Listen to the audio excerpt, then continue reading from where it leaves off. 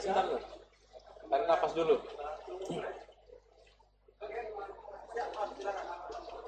Assalamualaikum warahmatullahi wabarakatuh. Alhamdulillah, senang sekali. Hari ini adalah edisi perdana acara agenda kita, Jose Cafe Show, yang akan membahas tema-tema teraktual dengan berbagai sudut pandang. Dan tema yang akan kita angkat hari ini sangat melekat dengan kehidupan kita sehari-hari yang saat ini sedang banyak dibahas di kota kita di Ponorogo khususnya. Sesuai dengan temanya, hari ini kita membahas tentang darurat HIV/AIDS di kota Reog. Sungguh-sungguh kondisi yang sangat mengenaskan, di mana sebuah kota yang banyak mendapat julukan kota santri, kemudian juga ada ratusan pondok pesantren di sini, ternyata justru terangkat tema ini, merebaknya HIV/AIDS di kota Reog, Masya Allah. Dan untuk itu kita akan mengundang beberapa narasumber yang sudah hadir bersama saya di sini untuk mengupas tuntas tema kita hari ini. Narasumber kita yang pertama, ini spesial sekali, Masya Allah. Beliau ini adalah seorang dokter yang pas sekali dengan tema kita, spesialis mikrobiologi.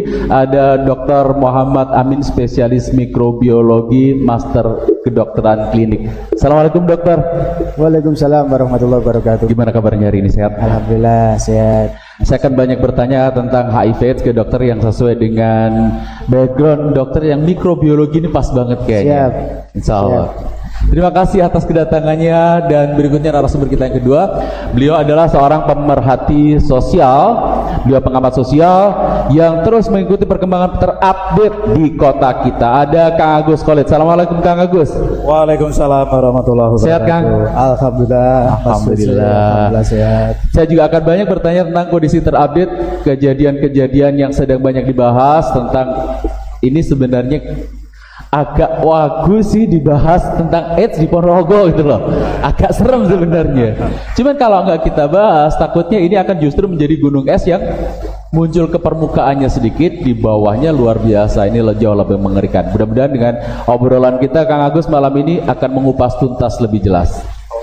Baik, pemirsa, narasumber kita yang berikutnya, tentu saja karena kita orang Islam, kita akan membahas juga, kita akan mengupas dari sisi agama. Seperti apa sih agama kita membahas tentang kondisi yang kita hadapi saat ini?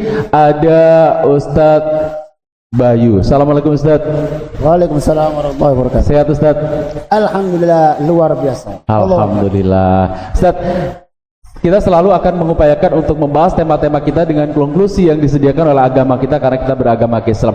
Apakah sedemikian detailnya Islam itu mengatur sampai masalah-masalah seperti ini pun akan ada solusinya? Pasti itu. Pasti ya. Pasti. Islam selalu memberikan semua terhadap seluruh permasalahan yang ada di dunia ini. Baik. Ya, termasuk HIV/AIDS ini. Termasuk HIV. Baik, pemirsa dan semua yang hadir di studio, Anda juga boleh ngobrol dengan narasumber-narasumber kita yang ada di samping saya yang udah bersama kita di sini. Siapkan pertanyaan-pertanyaan terbaik Anda, siapkan kegelisahan-kegelisahan yang mungkin masih ngulik di benak Anda. Insya Allah narasumber-narasumber kita akan siap untuk menjawabnya. Baik, pertanyaan pertama saya akan ngobrol dengan Kang Agus dulu nih. Kang Agus, tiba-tiba muncul di media bahwa ada tagline yang berjudul darurat HIV/AIDS di kota Ponorogo. Sejauh pengamatan Kang Agus nih, seberapa parah atau sejauh mana kejadian ini sehingga layak untuk diangkat menjadi sebuah tema yang begitu urgent? Iya. Assalamualaikum warahmatullahi wabarakatuh. Waalaikumsalam warahmatullahi wabarakatuh. Mas Jose yang saya cintai dan para pemirsa Jose Cafe Show malam hari ini. Ya, tema ini cukup menggeliti kita ya. Artinya di tengah-tengah kondisi hari ini kita diusik ya satu masalah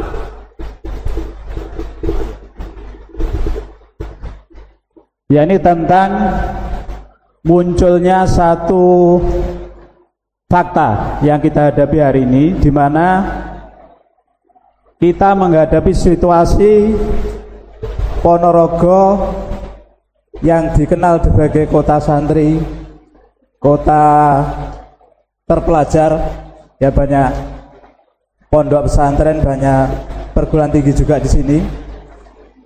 Tanggal 5 Februari kemarin, ya kita mendengar dari berbagai media bahwasanya ditemukan kasus HIV, ya kasus HIV positif di tengah-tengah kita yang muncul dari apa yang disebut dengan tes massal, ya tes massal yang dilakukan oleh Dinas Kesehatan dan Satpol PP Ponorogo.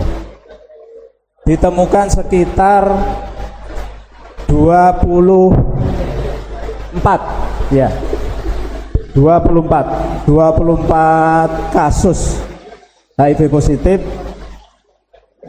dari 100 berapa ya 191. Ada 191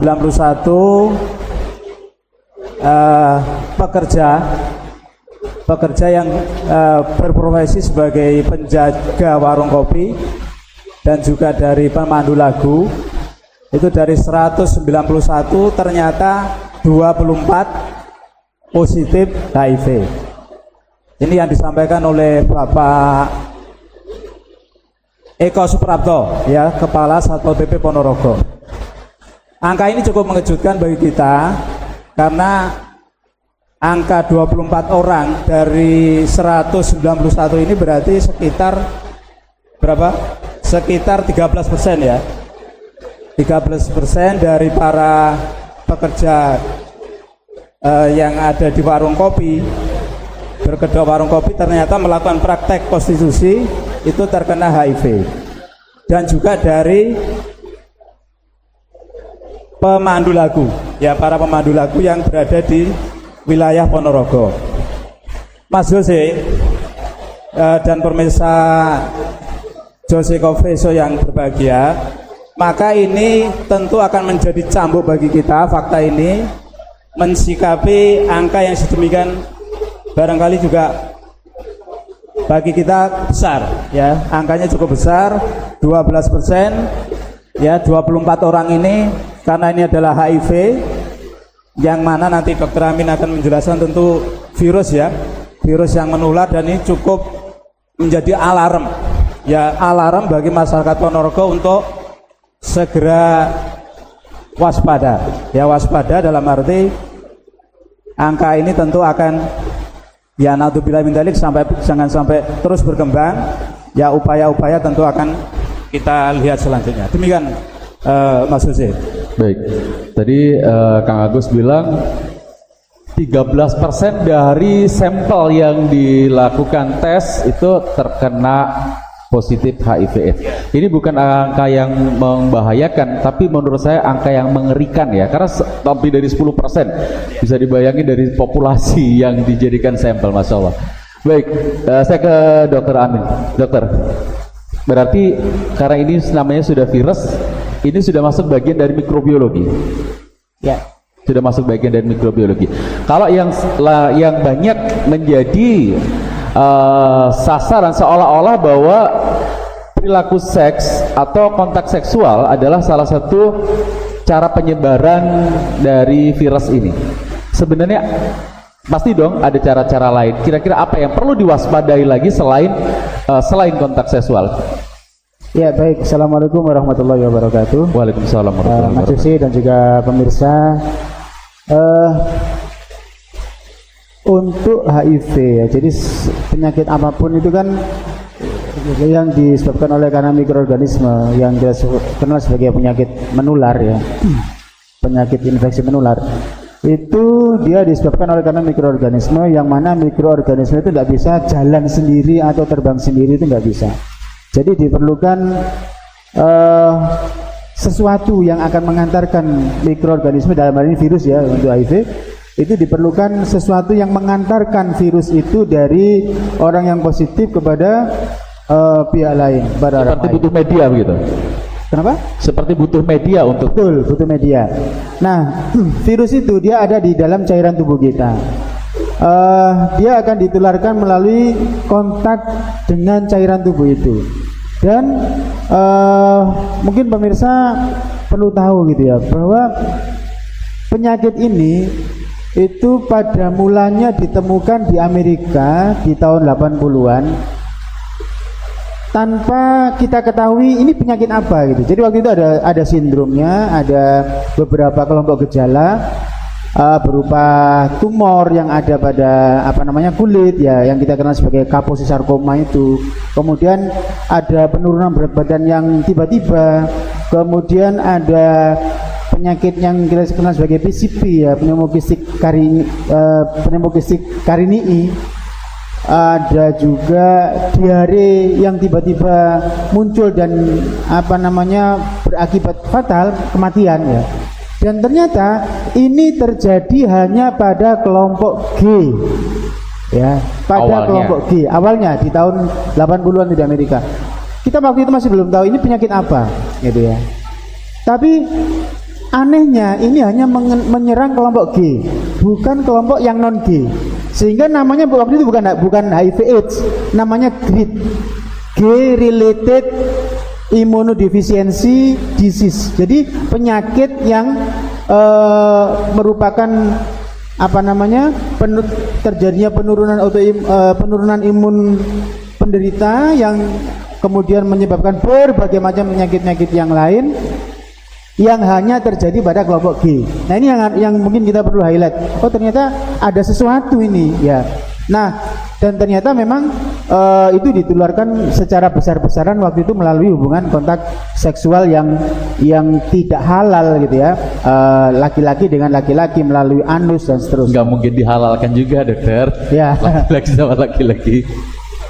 Jadi hubungan seks yang tidak halal gitu ya, yang tidak halal yang mereka lakukan dan kemudian memunculkan penyakit baru HIV/AIDS. Jadi penularan melalui apa? Penularannya awal kali itu melalui hubungan seksual yang tidak halal tadi itu. Nah kemudian kita ingat ya bahwa Allah Subhanahu wa taala menyatakan begini ya, wattaqu fitnatal la tusibannal ladzina dzalamu minkum khassah. Maknanya apa? Dan takutlah kamu kepada bala, yang mana bala itu tidak hanya mengenai orang-orang yang zalim saja di antara kalian secara khusus, akan tapi orang-orang yang tidak zalim pun akan terkena.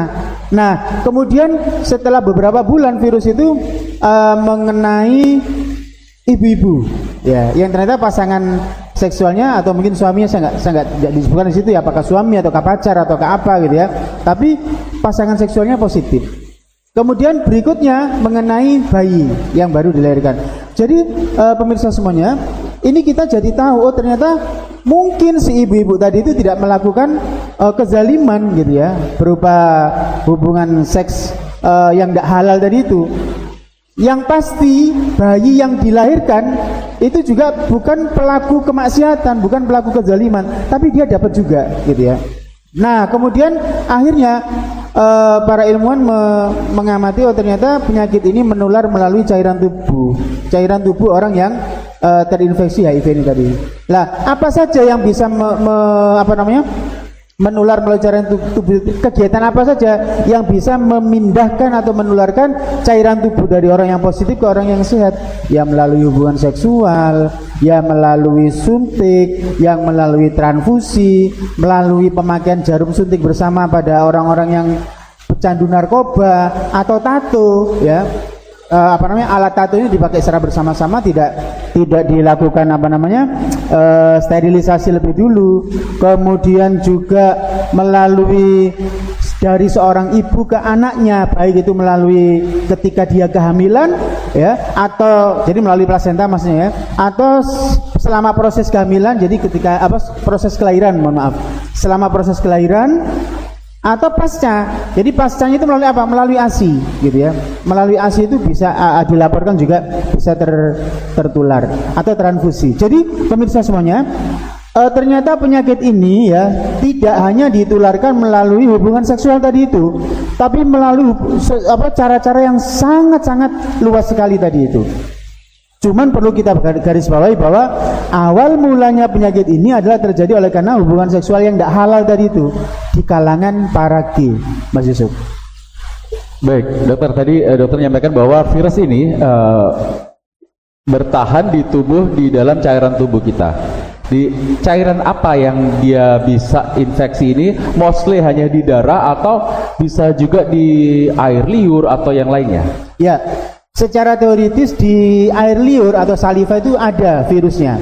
Akan tetapi, jadi nun sewu ya, orang yang berciuman ya, berciuman bibir ya, itu sangat berpotensi juga ya. Akan tapi sampai sekarang tidak dilaporkan ya adanya penularan melalui saliva atau air liur tadi itu.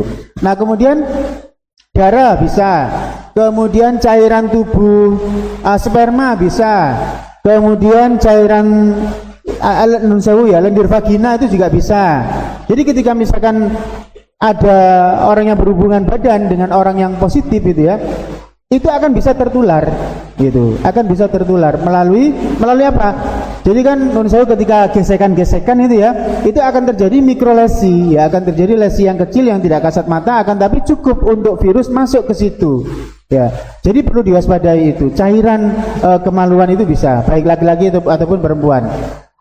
Mungkin yang tidak secara teoritis tidak ASI juga bisa Mas Yusuf ya, ASI bisa, kemudian cairan ketuban juga bisa. Nah mungkin yang tidak bisa secara teoritis tidak bisa menularkan itu adalah keringat atau urin ya, itu tidak bisa menular atau menjadi media penularan penyakit HIV Mas Yusuf.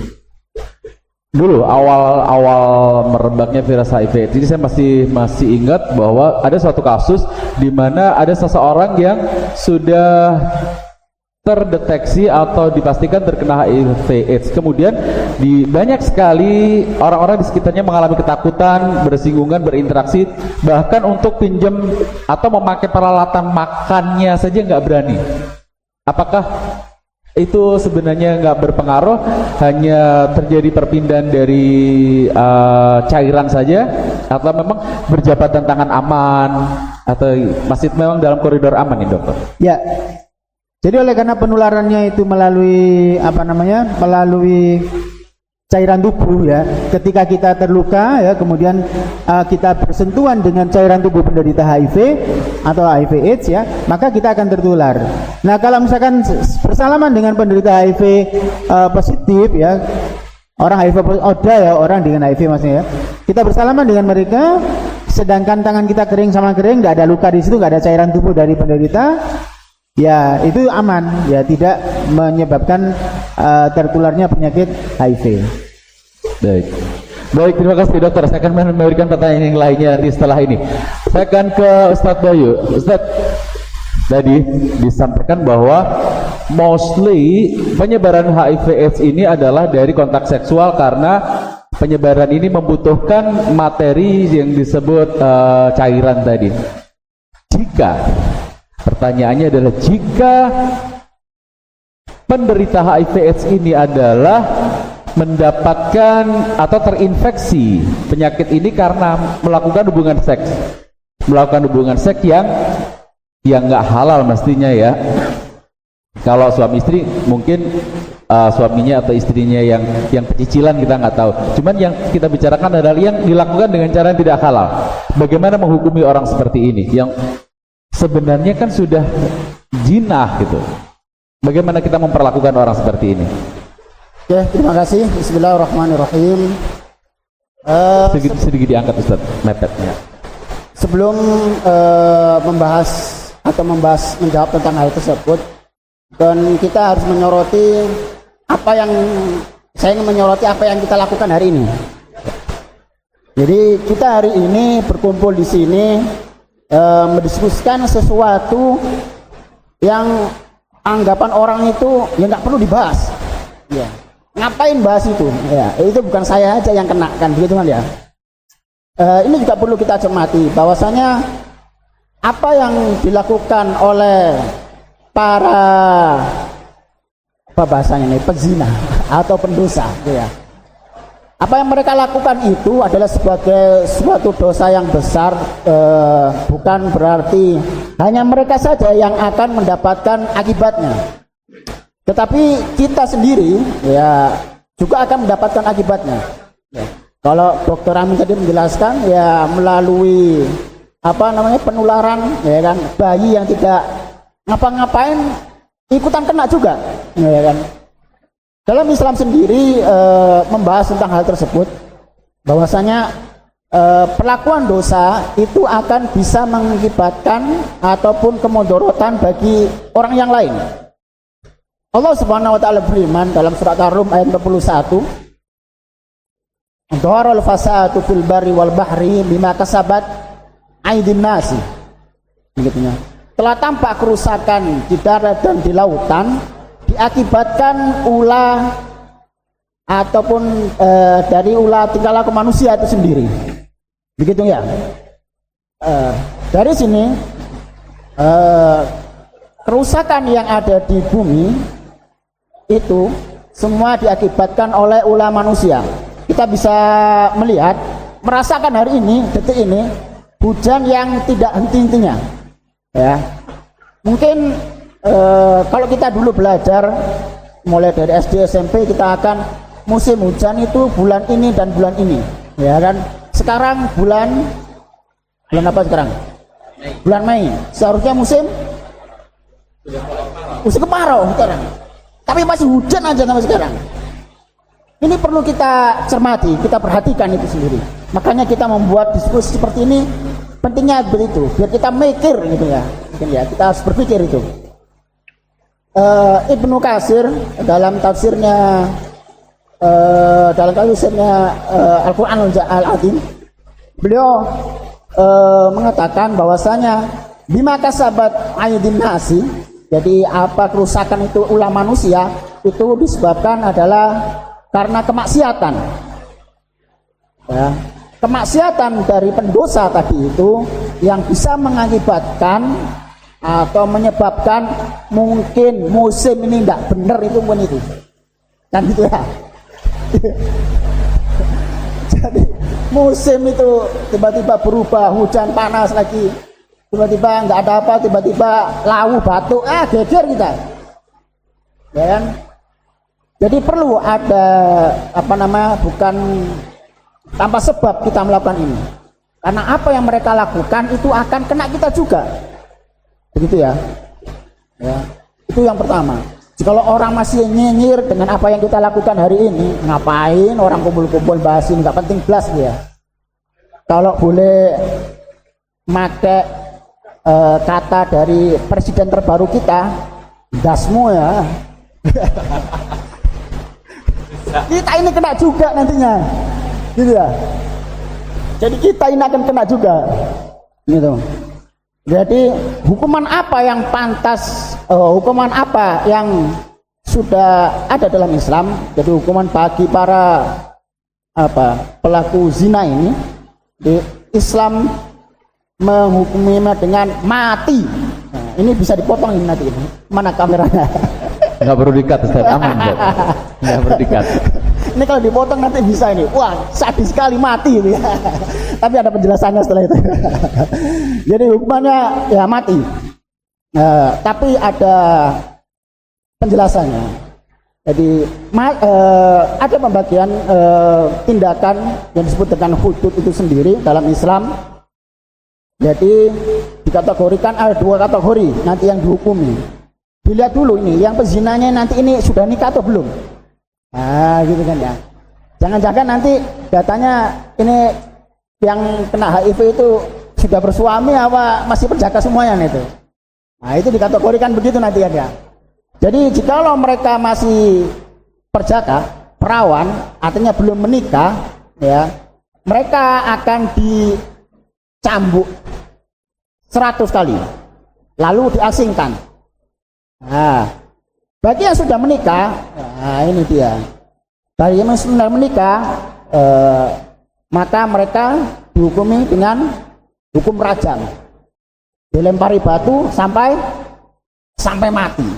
Nah, kan dihukumi rajam sampai mati. Tetapi nggak sampai segitu saja, ya, nggak langsung orang mengatakan sadis mati. Ya. Ada penjelasannya lagi bahwasanya tidak langsung tiba-tiba mati.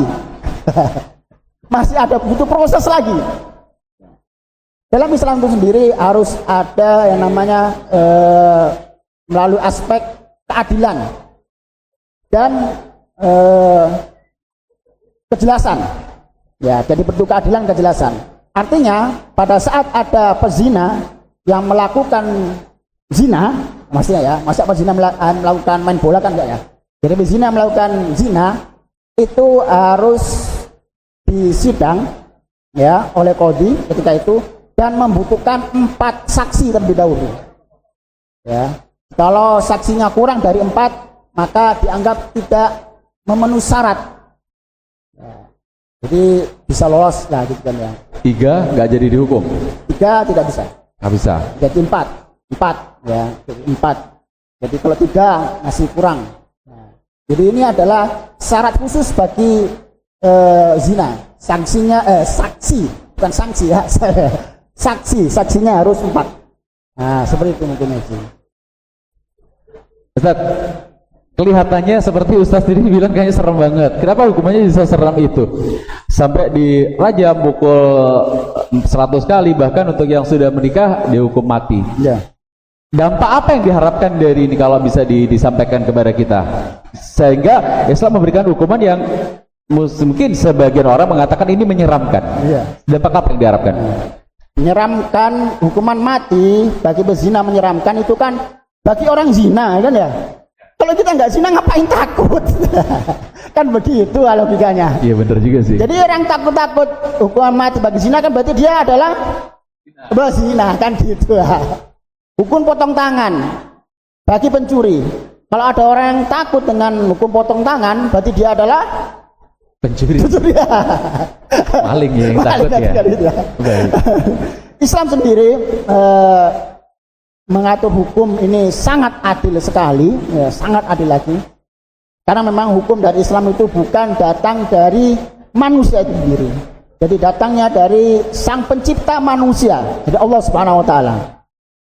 Maka ketika hukum itu diterapkan kepada manusia, ya, itu akan bisa membuat yang pertama efek jerah. Takut tadi itu kan. Jadi yang takut hanya tadi pelakunya. Kan ya. Kalau kita kan ya santai aja. Malah senang kita kalau sebenarnya pelaku zina, pencuri itu dihukum kejam, begitu ya. Itu dia. Ada efek jerah seperti itu. Yang kedua adalah adanya ampunan dosa. Hukuman di dunia ini akan ada ampunan dosa. Jadi hukumannya di dunia, di akhirat akan ada ampunan seperti itu. Pada zaman Rasulullah SAW, yang cerita boleh? Boleh. Masih ada waktu, tenang aja. Pembuktian adil dan adanya ampunan dosa ini pada zaman Rasulullah SAW ada wanita yang mengadu kepada Rasulullah SAW bahwa dia berzina. Dan dia minta hukuman. Kira-kira ya, kalau sekarang ada nggak ya? Ya sudah dituduh aja menghindar kalau sekarang. Dan ini kan ngeles ya, udah ketahuan korupsi juga masih ngeles kalau sekarang. Itu kalau tadi data yang diungkapkan oleh Kang Oli tadi itu diungkap lagi mungkin lebih banyak lagi. Ayo Pak, saya ngaku Pak kena HIV Pak. Wah, tambah banyak itu nanti ya. Ya, gak ada ngaku ya. Terus ketika itu diungkapkan, Rasulullah mengatakan tidak langsung dihukum oleh Rasulullah SAW. Padahal itu sudah kelihatan buktinya karena hamil. Ya, karena hamil. Ya, buktinya ini sudah hamil dia, bikin zina. Kata Rasulullah, kembali dulu sampai kamu melahirkan. Ya, sampai kamu melahirkan Rasulullah balik lagi sampai kamu menyusui. Ya, baru dihukum rajam seperti itu. Artinya di sini bahwasanya hukuman ini ada sebuah keyakinan akan adanya ampunan dosa jikalau dia dihukum di dunia. Nah, seperti itu Mas Susi. Jadi untuk orang-orang yang beriman justru memilih lebih baik dihukum di dunia daripada dihukum di akhirat begitu. Iya, seperti itu. Karena kalau tahu hukuman di akhirat lebih serem lagi, Ustaz. Benar sekali. Baik pemirsa yang ada di channel dakwah kita ataupun yang ada hari ini di Jose Coffee Show. Karena judulnya Jose Coffee Show, saya persilakan untuk menikmati sajian yang sudah ada kopi-kopinya silakan dinikmati. Sambil mendengarkan rintik hujan, kita dengarkan obrolan-obrolan. Kopinya kalau habis bisa di-refill Mas ya. Refill bisa, oke siap. Saya kan belum, kalau nanti misalnya ada yang mau nanya langsung boleh nggak interrupt. Sebelum ada yang nanya, saya lanjutkan lagi obrolannya. Kembali ke Kang Agus. Kang Agus, saya tadi di awal sudah menyampaikan bahwa Ponorogo ini kota santri yang pondoknya ratusan, yang kita biasa sekali melihat kehidupan yang islami banget. Sebenarnya kita mulai senang sih gitu. Tapi justru pada kenyataannya darurat HIV/AIDS merebak atau meledak munculnya di Ponorogo. Menurut pengamatan kacamata sosial dari Kang Agus nih, apakah keberadaan pondok-pondok yang sedemikian banyaknya itu sebenarnya membawa pengaruh atau enggak sih ke masyarakat? Kok bisa-bisanya ada efeknya nggak sih dengan banyaknya pondok-pondok itu kepada perilaku kehidupan masyarakat? Silakan. Iya, Mas Hussein.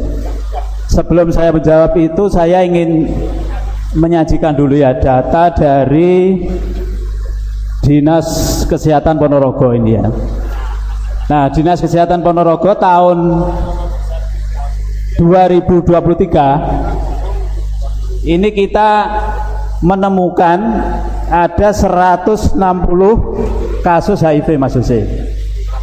160 kasus HIV yang ditemukan di Ponorogo di tahun 2023. Nah, kemudian tahun 2024 itu bertambah. Jadi para pemirsa, ya warning buat kita di Ponorogo khususnya, ini naik angkanya menjadi 202 kasus. Ini disampaikan oleh Kepala Dinas Kesehatan Ponorogo, Ibu Diah Ayu Puspita Ningarti, yang dikutip oleh Antara News ya. Ini saya kutip dari Antara News. Dari sekian itu 34 orang meninggal dunia dalam 2 tahun terakhir ya. 2 tahun terakhir ini ada pinten wau 34 orang meninggal. Ini cukup memprihatinkan ya. 34 orang meninggal dari kasus-kasus yang terjadi tersuspek oleh HIV. Nah, dari sekian kasus itu usia yang terkena itu adalah 25 sampai 40 tahun. Ya, usia-usia produktif, ya remaja-remaja, bapak-bapak dewasa ya. Ini bapak-bapak bandel ya. Ya udah dewasa 40 tahun ya. 25 sampai 40 tahun usia-usia produktif lah yang kena. Ini ya memprihatinkan sekali, yang mestinya dia fit, kondisinya maksimal tapi ternyata kena HIV, yang mungkin nanti dijelaskan dampak HIV terhadap tubuh gimana oleh Dr. Amin. Kemudian kalau kemudian ditarik tadi pertanyaan keberadaan pondok pesantren, sekolah dan sebagainya. Tadi alhamdulillah kita juga silaturahmi ke beberapa ke salah satu perguruan tinggi di Ponorogo ya. Salah satu tokoh di perguruan tinggi itu yang dekat dengan titik kasus ini, yaitu menceritakan bahwasanya beliau sejak berdirinya perguruan tinggi itu tahun 2008-2009, sejak berdirinya perguruan tinggi di Ponorogo sudah mendeteksi adanya warung yang berkedok, warung kopi, tapi prakteknya adalah prostitusi karena nggak jauh dari kampus. Nah, upayanya ya karena beliau ini juga menyadari ini sebagai, belum mengatakan ini duri. Ya, ini duri yang harus dibersihkan. Ya, upaya beliau dan pihak kampus juga berkolaborasi dengan masyarakat, dengan desa itu enggak henti-hentinya. Dengan DPR mengadakan audiensi dengan tokoh masyarakat, ingin supaya warung remang-remang ya, tapi ternyata melakukan praktek prostitusi itu ditutup. Berkali-kali dilakukan, tapi ternyata masih kandas. Dan kita lihat baru muncul kemudian di tahun 2025 bulan Mei ini ya, Satpol PP, Dinas Kesehatan bersama Kodim, Polsek yang melakukan penutupan penyegelan ya di berbagai tempat. Jadi memang nggak di satu titik itu aja. Kalau panjenengan simak ya, nun sewu di Ponorogo ternyata sudah menyebar di berbagai titik, mungkin dekat juga dengan rumah panjenengan, titik-titik itu ya. Ada di Mbabatan, ada di Sukorejo, ada di Jenangan. Nah, yang rumahnya Jenangan senyum itu. Ada di Jenangan, ada di kota, ya ada di mana-mana, ada di Siman. Nah, bagaimana tadi hubungannya dengan upaya masyarakat itu? Kula panjenengan sami tentu akan melihat perspektif ini tidak hanya sesaat saja. Sesaat saja kita harus melihatnya bahwa munculnya kasus ini adalah persepsi atau sudut pandang kita melihat ini dari satu falsafah memandang kita tentang masyarakat. Ya, dalam masyarakat kapitalis, masyarakat sekuler menganggap masyarakat itu hanya sekumpulan manusia. Maka ini akan terjadi kontradiksi terhadap situasi yang dihadapi di masyarakat. Akan ada permasalahan-permasalahan yang tidak akan tuntas ketika dihadapi oleh masyarakat itu. Ya, karena pengertian masyarakat, cara pandang masyarakat dari definisi atau sudut pandang kapitalis sekuler. Nah, bagaimana cara pandang kita menurut Islam? Bahwasanya masyarakat itu adalah himpunan manusia yang berinteraksi dengan perasaan, dengan pemikiran dan aturan yang sama, ya, yang interaksi itu muncul dari aturan yang dibuat oleh Sang Pencipta, sebagaimana yang disampaikan oleh Ustaz Bayu tadi. Itu Mas Jose. Jadi gimana memandangnya? Meskipun masyarakat ini ngadu berkali-kali upaya ini supaya ditutup, tetapi aturan yang mengatur mereka secara keseluruhan, interaksinya ini tidak diatur oleh aturan Allah. Ya, kita melihat kasusnya di Ponorogo muncul lagi, sejak 2009 sudah diadukan, ditutup, muncul lagi. Bahkan kalau kita melihat di kota-kota tetangga, kita angkanya nggak jauh-jauh beda dengan Ponorogo. Ya, angka kasus HIV ini, dan angkanya itu cukup menjadi alarm tadi bagi kita, bagaimana cara pandang kita ya menyelesaikan masalah ini dari satu skop global, bukan Ponorogo aja, bahkan mendunia. Cara pandang kita menyelesaikan HIV ini, ya, apalagi kalau kita tarik ke kasus nasional, kasus global, ngeri, angkanya ngeri. Jadi kalau global, data WHO itu ada hampir 40 juta orang hidup dengan HIV, 40 juta. Angka 40 juta ini gak kecil ya. Dan dari sekian itu, tiap tahun rata-rata 630 orang meninggal. Ya, ini terus kita hidup di Ponorogo ini kan nggak sendiri ya, ada orang masuk, orang-orang keluar, migrasi, keluar masuk. Kita nggak bisa hidup sendiri. Tadi diceritakan Dr. Amin bahwasanya HIV muncul tahun 81 di Amerika. Coba di Indonesia muncul tahun berapa? 87 sudah muncul kasus HIV. 7 tahun kemudian di Indonesia, di Bali, seorang turis Amerika meninggal positif HIV. Nah, ini tentu permasalahan ini tidak bisa diselesaikan sekup lokal, Ponorogo aja, atau mungkin dari sekup wilayah sini, tetapi memang harus perspektif global. Ya, karena menular nggih, ngaten insyaallah. Baik.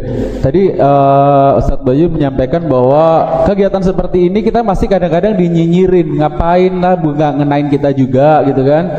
Ngapain repot-repot, ngapain ceriwis. Sementara sebenarnya tadi Kang Agus menyampaikan bahwa sudah banyak upaya-upaya untuk melakukan tindakan preventif atau pencegahan dengan menutupnya tempat-tempat yang berpotensi untuk menjadi tempat penyebaran tersebut. Tapi ternyata sampai hari ini masih banyak mentoknya. Apakah ini berarti perjuangannya kurang masif atau bagaimana nih? Atau teriakannya kurang kencang nih, supaya lebih didengar, supaya tempat-tempat yang berpotensi seperti itu segera mendapatkan penanganan? Iya, maksud sih. Jadi kesadaran di masyarakat, khususnya tadi panjenengan nyebut di kalangan pondok pesantren, kemudian di kampus ya, kemudian juga ormas-ormas Islam dan ormas-ormas yang lain ya, tentu melihat permasalahan ini bagaimana jangkauan dan efek dari upaya mereka tentu terbatas. Ya terbatas, kewenangannya juga terbatas tentunya. Ya kalau di Ponorogo tadi atas aspirasi dari masyarakat, kemudian Satpol PP, Dinas Kesehatan, pihak Kodim, Polsek bertindak ya menutup atau menyegel warung yang diduga digunakan sebagai praktek prostitusi. Disegel per tanggal, kalau nggak salah tanggal 6 Mei kemarin, ya disegel, ditutup. Tapi nun sewu, penyegelan dan penutupan ini tentu ya kan tidak akan menyelesaikan masalah HIV itu sendiri ya.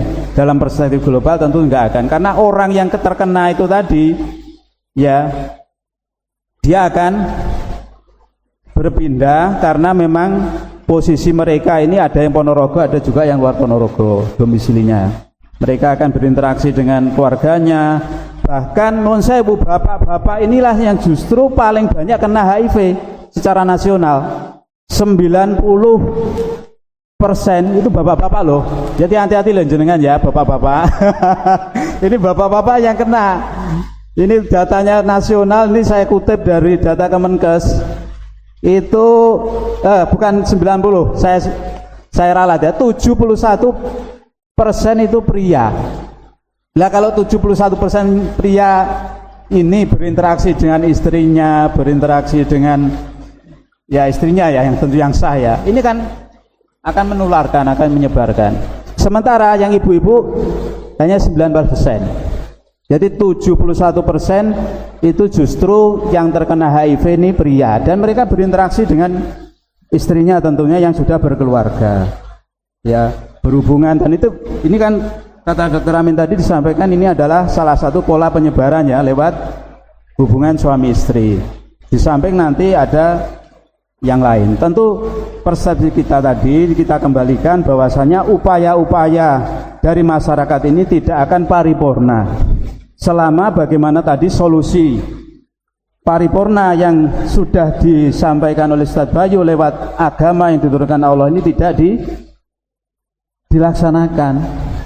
Ya, bagaimana upaya supaya warung tadi ya ditutup ya, ini salah satu upaya di sini. Kemudian bagaimana juga aturan yang mencegah tadi perasaan, pemikiran orang itu supaya takut kepada Allah itu tadi. Kan masyarakat itu kan perasaannya, pemikirannya ini supaya takut, mau berbuat zina takut. Ya ada apa tadi? Ada ancaman dari Allah sehingga nggak jadi. Ya selama itu aturan itu dibuat oleh manusia, dia santai aja lah, nggak ada efek apa-apa nih. Ya, jangan dipikirin, wah nikmat aja ini, nikmat aja. Jadi nggak dipikir bagaimana kaitan pemikiran, perasaannya.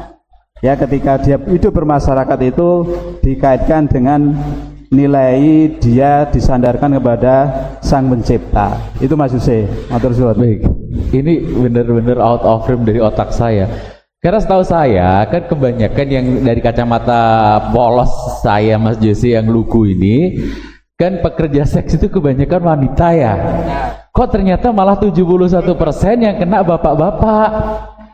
Ini bapak-bapak emang bandel ya. Makanya saya nggak mau pacaran sama bapak-bapak itu, kurang ajar bapak-bapak itu emang. Mengerikan sekali. Baik, kita kembali ke Dokter Amin. Dokter, sebenarnya kalau misalnya ini orang sudah terinfeksi ya virus ini, apakah ada tanda-tanda yang bisa dilihat atau yang menjadi sign untuk menjadi titik waspada, atau mereka akan tetap aja hidup normal seperti biasa? Apa yang terjadi dengan orang-orang yang seperti ini? Baik.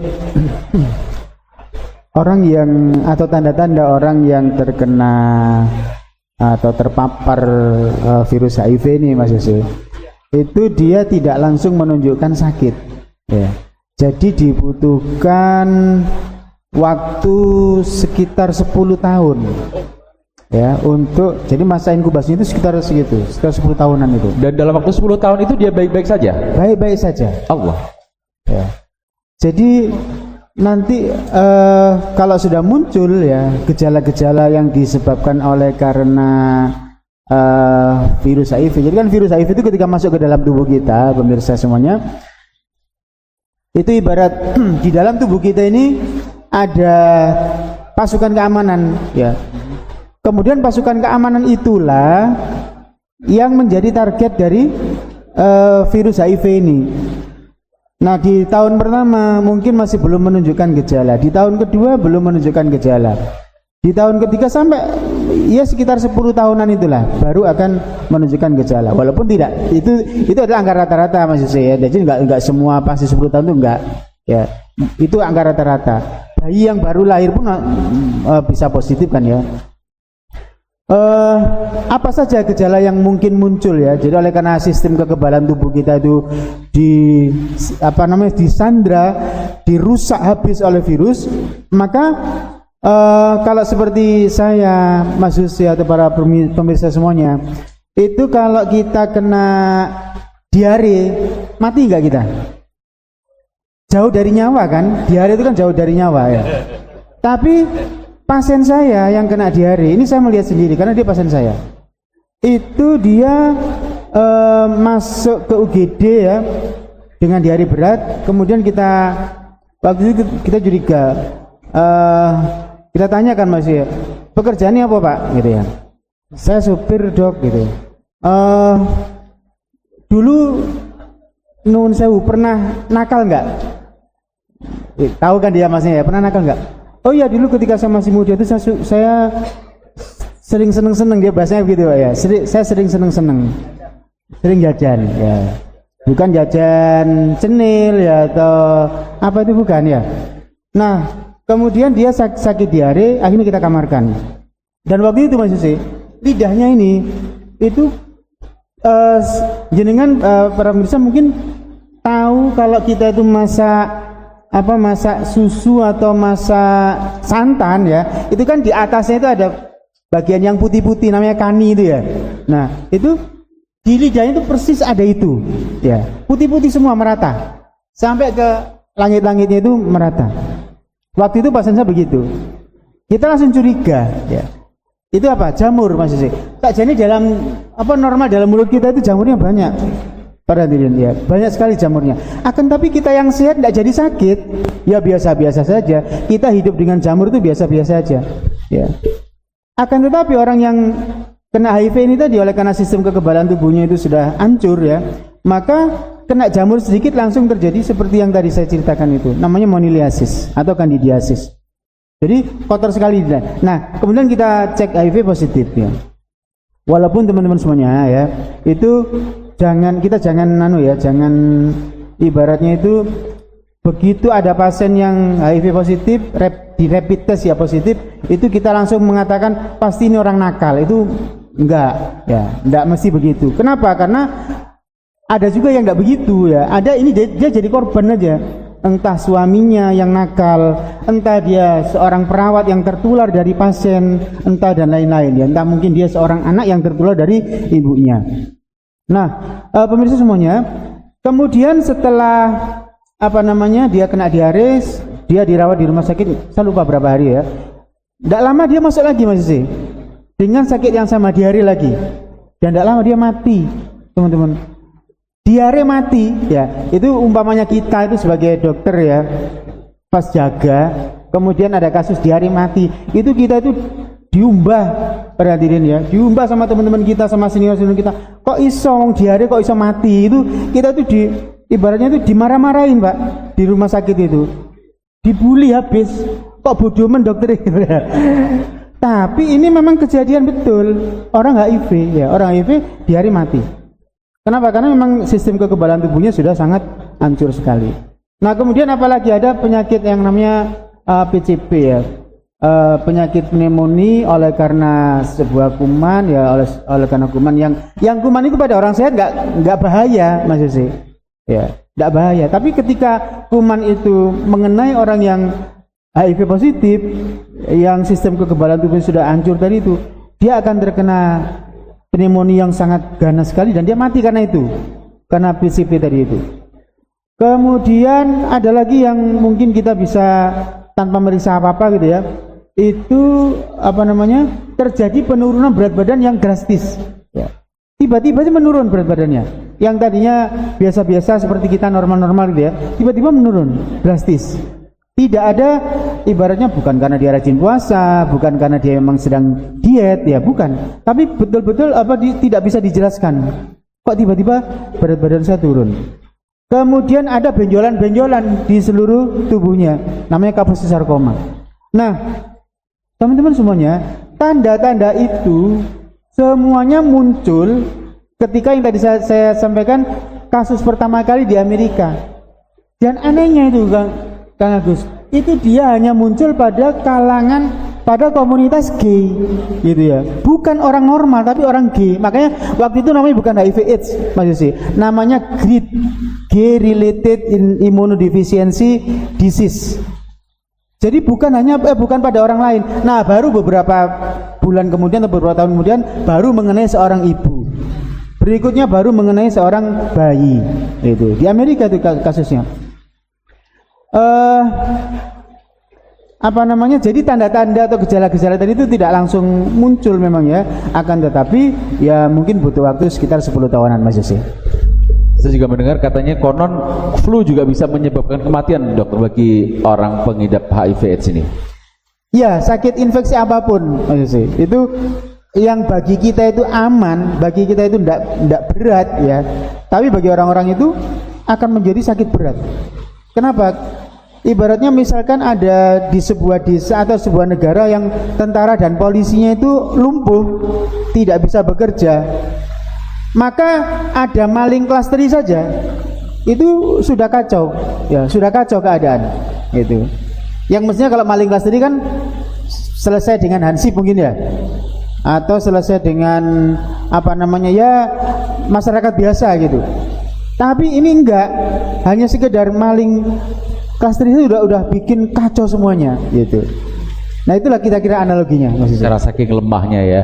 Baik, teman-teman ngopi, teman-teman nongkrong yang ingin ngobrol dengan narasumber kita, saya persilakan, saya kasih waktu untuk juga berdiskusi atau menanyakan hal-hal yang berkaitan dengan tema kita hari ini. Silakan, ada yang mau menyampaikan atau menanya. Oh iya Mas Yose, ini teman-teman semuanya mungkin kita jangan terlalu parno ya.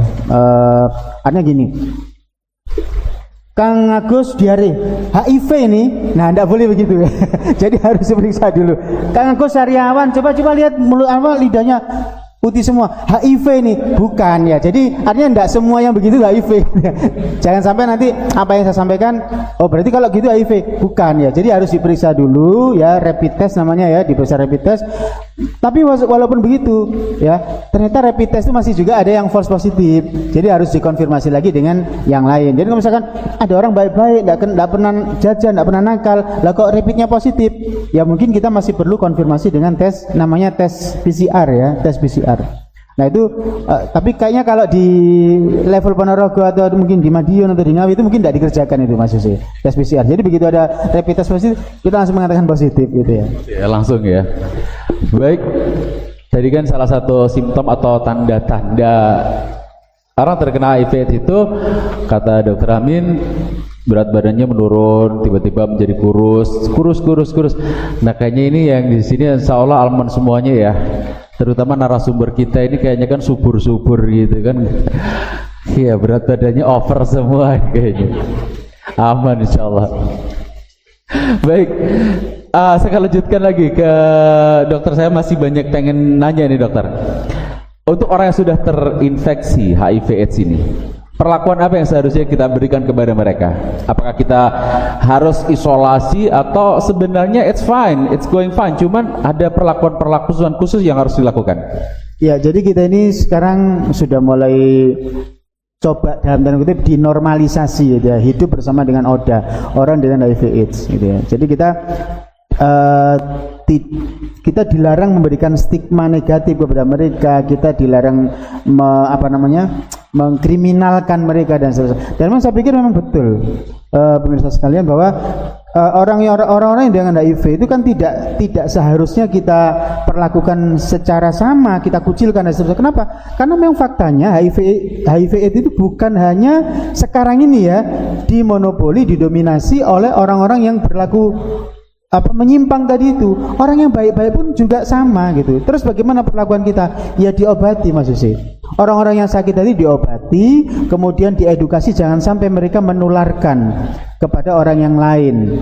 Nah, kalau misalkan mereka mereka ini adalah suami istri ya, mereka masih membutuhkan kehidupan sebagai suami istri, berhubungan dan seterusnya, maka mereka kita edukasi, pakailah kondom, gitu kan? Pakailah kondom. Kalau misalkan sakit ya maka mereka harus berobat ke Fasiankes. Kalau mereka harus meminum obat-obat antivirus. Memang ada obatnya. Tapi ingat teman-teman semuanya bahwa obat antivirus itu bukan untuk menyembuhkan. Dia hanya sekedar menghambat agar tidak menjadi lebih berat. Obat antivirus.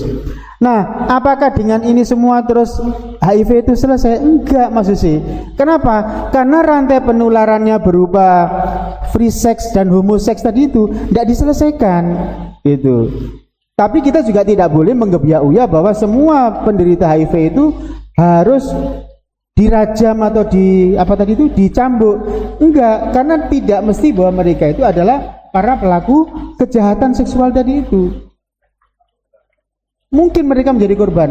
Ini saya ada salah satu ibu-ibu ya, pasien kita yang mudoroso kepada kita. Lah ya dok, nasib saya itu kok ya kayak gini. Kenapa Bu? Ayahnya anak-anak itu loh mati itu tidak ninggalkan warisan, ninggalkan HIV. Saya ini kena HIV, anak saya juga kena HIV. Ayah udah mati itu, si suami udah mati ya. Jadi sampai seperti itu mudorosnya seorang ibu yang dia tidak ikut nakal tapi kena getahnya. Ini yang tadi saya katakan wattaqu fitnatal la tusibannal ladzina dzalamu minkum khassah.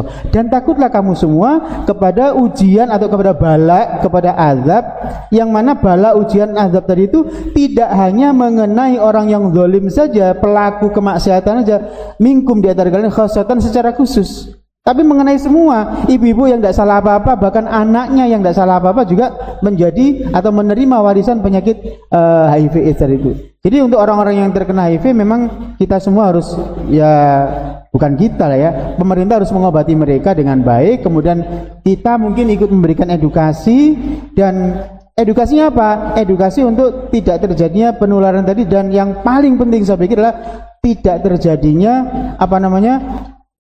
kemaksiatan tadi itu Mas Yusuf. Bagaimana agar kemaksiatan penyimpangan seksual baik itu free sex ataupun juga homoseks ya, anal seks ya, itu agar tidak terjadi. Nah, menyambung dengan yang disampaikan oleh Kang Agus, saya pikir bagus sekali itu, bahwa kita mengingatkan kepada semua khalayak, semua pihak, bahwa memang persoalan ini tidak akan pernah selesai ketika tidak ada peraturan yang melarang untuk melakukan itu semua.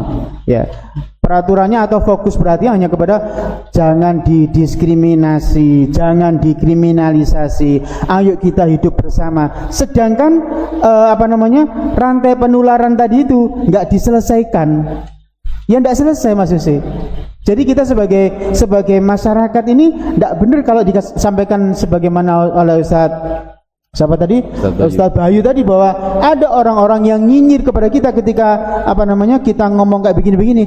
Tidak boleh nyinyir pemirsa semuanya. Kenapa? Karena justru dengan omong-omong inilah kita nanti akan memunculkan kesadaran baru bahwa oh ya ternyata orang itu ada dan itu mengancam saya dan solusinya adalah begini-begitu Mas Yusuf. Dibutuhkan kesadaran. Baik dokter, sebelum kita ke conclusion masih ada satu pertanyaan yang menggelitik lagi. Saya pernah membaca bahwa ukuran dari virus HIV/AIDS ini konon kabarnya lebih kecil dari pori-pori kondom, sehingga sebenarnya kondom nggak efektif.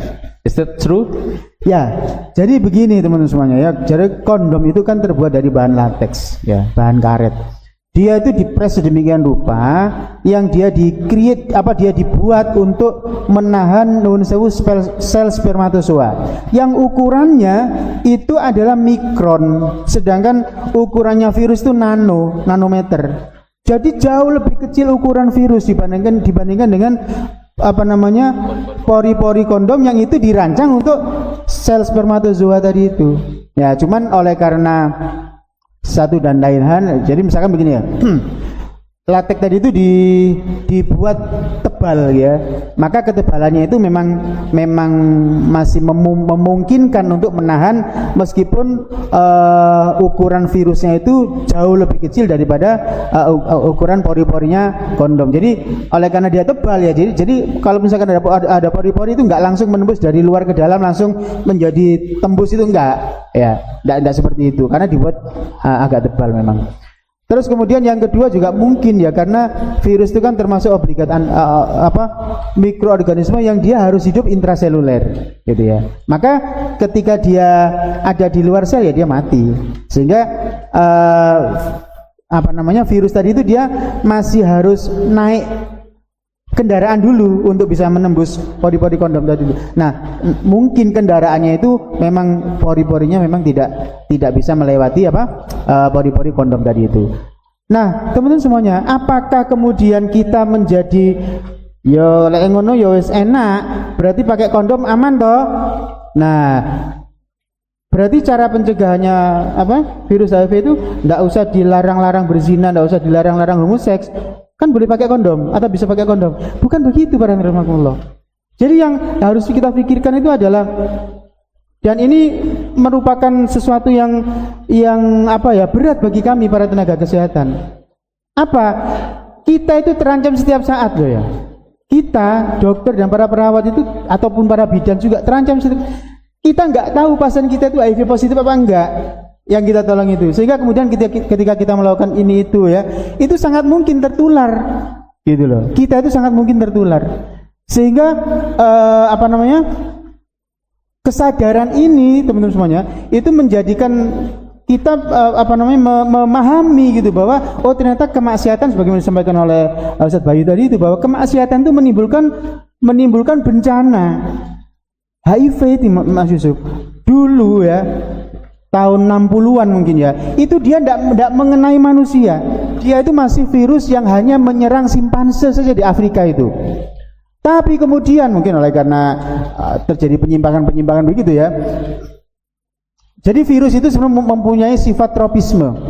Dia tidak akan menginfeksi kita kalau kita tidak punya reseptornya. Jadi waktu itu yang punya reseptor cuma simpanse saja. Tapi oleh karena satu dan lain hal kemudian dia dibuat mutasi oleh Allah Subhanahu wa taala, dibuat berubah oleh Allah Subhanahu wa taala sehingga dia mengenali reseptor kita. Reseptor yang ada pada tubuh manusia. Sehingga kemudian terjadilah bencana itu.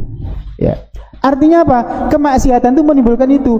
Jadi meskipun kita lindungi diri kita dengan kondom, lebih tebal lagi kondomnya mungkin ya, akan ada muncul penyakit baru lagi gitu yang akan dimunculkan oleh Allah Subhanahu wa taala untuk menjadi musibah yang dikatakan dalam ayat ini, fitnah tadi itu, fitnatan la tusibannal ladzina dzalamu minkum khassah tadi itu. Jadi itu bukan merupakan jalan keluar yang akan menggantikan pelarangan zina, bukan gitu. Itu oke, kita ambil kondomisasi itu, kita ambil untuk siapa? Untuk pasangan yang sah, suami istri yang sah, yang resmi. Kalau misalkan suaminya positif, dia kan masih berhubungan dengan istrinya kan, ya udah dia pakai kondom. Atau istrinya yang positif mungkin dapat dari pasiennya ya, karena dia seorang bidan misalnya ya, dia masih berhubungan dengan suaminya, terus bagaimana? Pakai kondom. Itu insya Allah masih aman. Tapi sekali lagi itu bukan merupakan jalan keluar untuk dibolehkannya berzina dan homoseks karena sudah merasa aman. Justru pasti kita tidak aman ketika melakukan kemaksiatan. Baik, terima kasih. Baik, ngopi dulu dokter. Saya mencerca dengan pertanyaan terlalu banyak dokter nih. Saya akan kembali ke Ustadz Bayu. Ustadz, kalau tadi Dokter Amin mengatakan bahwa sebenarnya kondom itu that's not solution karena bukan begitu cara menyelesaikannya. Kalau dari sudut pandang Islam sendiri, bagaimana mengatasi kondisi ini secara syariah? Ya. Yang pertama, perzinahan itu dikategorikan sebagai kejahatan seksual. Dalam bahasa Arab sendiri diartikan sebagai jarimah jinsiyah. Artinya adalah tindakan perbuatan perlakuan untuk melakukan dorongan nafsu laki-laki yang dilakukan oleh laki-laki ke perempuan, tadi G tadi, laki-laki ke laki-laki, itu juga kata Dr. Amin tadi, orang ke hewan. Nah, itu disebut dengan jariyah jinsiyah. Dorongan nafsu itu sudah ada dalam diri manusia itu sendiri. Jadi manusia itu sudah disetel gitu ya, rakitan pabriknya itu sudah ada yang namanya hajatul udhawiyah dan ghuriza. Jadi ada hajatul udhawiyah itu adalah sebagai kebutuhan, dan ghuriza itu adalah naluri itu sendiri.